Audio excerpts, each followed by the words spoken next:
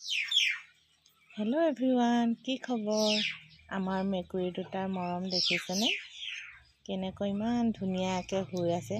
আচলতে ইয়াত মই মুৰ্গীয়ে কণী পাৰিবলৈহে খেৰ লগাই দিছিলোঁ।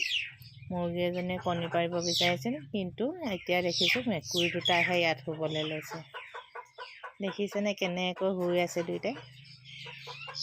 ইহঁত দুটাক যে অলপ দিনৰ আগত, দুমাহমানৰ আগত এৰি থৈ আহিছিলোঁ, মানে মেকুৰী নোপোহোঁ আৰু বুলি।